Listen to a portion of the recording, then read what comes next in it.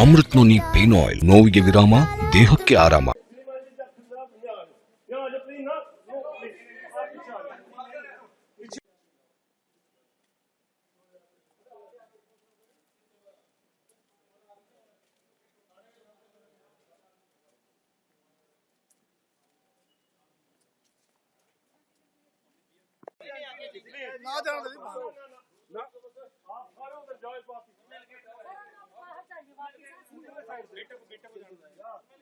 बेटे को जान दो कि एक दिन रहेगा, वो किंतु रहेगा कि एक जने को जान दो, एक नहीं प्लीज बाहर जाओ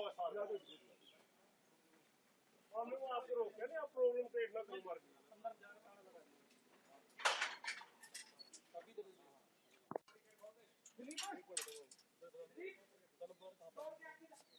वीरेंद्र पवार जी को अब कोर्ट में पेश किया गया ईडी द्वारा, क्या कहेंगे इसको लेकर, जिस तरह से उन्होंने पेश किया और क्या फैसला कोर्ट? देखिए, इस टाइम जो जिस समय पे अरेस्ट किया है, जो तिथि अरेस्ट करने की, ये जो टाइम है ये बहुत ज़्यादा महत्वपूर्ण है, क्योंकि जो जिस पहले जो एफआईआर रजिस्टर हुई है 21 नंबर, वो 19 जनवरी 2024 को हुई थी, और ये जो ईसीआईआर है ये 23 सितंबर 2023 की रजिस्टर्ड है।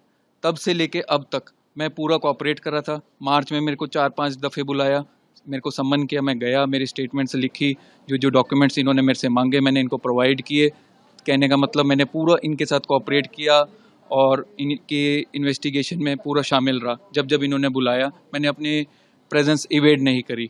और कल मुझे 11 बजे मुझे बुलाया और 11 बजे बुलाकर रात को 2 बजे मेरे को अरेस्ट कर लिया और आज सुबह मुझे माननीय सेशन जज साहब के सामने यहाँ पेश किया। जिस तरीके से गिरफ्तारी की गई है और अम्बाला कोर्ट में पेश किया गया है, इसको लेकर क्या कोर्ट ने कहा है और क्या फैसला अब दिया? देखिए, अक्टूबर 2023 में एक सुप्रीम कोर्ट की जजमेंट आई थी, Pankaj Bansal versus union of India.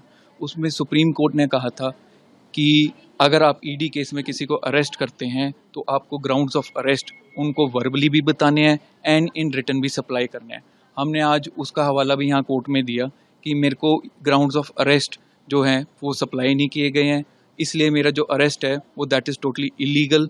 और on the ground of illegal arrest इसी केस में ईसीआईआर में 2 अक्यूज और हैं, जिनको दिलबाग सिंह जी और कुलविंदर सिंह जी, जिनको 8 फरवरी 2024 को माननीय पंजाब हरियाणा हाई कोर्ट ने उनका अरेस्ट इलीगल डिक्लेयर करके जो जितने भी रिमांड ऑर्डर्स वगैरह थे सब क्वैश कर दिए थे।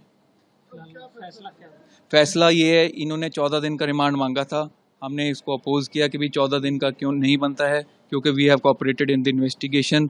डॉक्यूमेंट्स जो इनको चाहिए थे वो ऑलरेडी इनके कब्जे में हैं और जो ग्राउंड्स ऑफ अरेस्ट इन्होंने मुझे सप्लाई नहीं किए, तो सारी चीज़ों को देखते हुए कोर्ट ने इनको 9 दिन का रिमांड दिया। जिस तरह से विधायक जी को अब ईडी की टीम लेकर गई है आतंकवादी की तरह, उसको देखकर आपको? देखिए, मेरे को तो ऐसा लगता है ये प्रेशर टैक्टिक्स ज़्यादा हैं और कुछ नहीं है। प्रेशर टैक्टिक्स ज़्यादा हैं। एमएलए हैं, सोनीपत कॉन्स्टिट्यूंसी से आते हैं, कितनी बड़ी कॉन्स्टिट्यूंसी है जिसको ये रिप्रेजेंट करते हैं, तो ऐसे तो लेके जाना नहीं चाहिए और इतना वो करना नहीं चाहिए।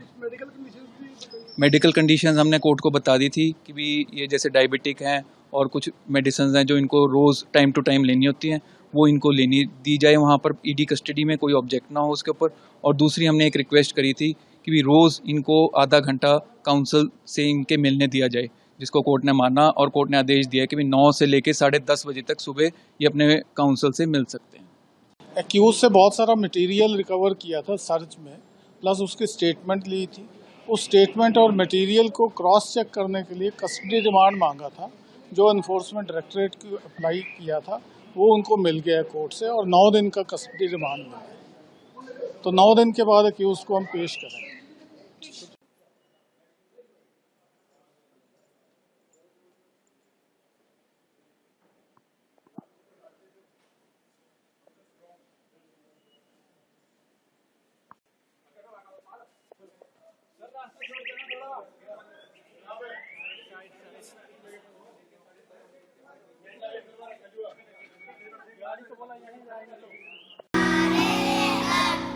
ನಾವು ಸಲಹಿದ ಕೈಗಳು ನಮ್ಮ ನೋವಿಗೆ ಸ್ಪಂದಿಸಿದಾಗ ಆಗುವ ಸಂತೋಷ. ಅಮೃತ್ ನೋನಿ ಪೇನ್ ಆಯಿಲ್, ನೋವಿಗೆ ವಿರಾಮ, ದೇಹಕ್ಕೆ ಆರಾಮ. ಅನುಕ್ಷಣದ ಸುದ್ದಿಗಳಿಗಾಗಿ ವಿಸ್ತಾರ ನ್ಯೂಸ್ ಯೂಟ್ಯೂಬ್ ಚಾನೆಲ್ ಸಬ್ಸ್ಕ್ರೈಬ್ ಮಾಡಿ.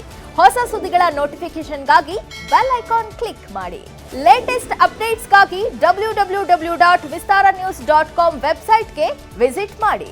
ಅಂಗೈಯಲ್ಲೇ ಜಗತ್ತಿನ ಸುದ್ದಿ ತಿಳಿಯಲು ವಿಸ್ತಾರ ನ್ಯೂಸ್ ಕನ್ನಡ ಆಪ್ ಡೌನ್ಲೋಡ್ ಮಾಡಿ.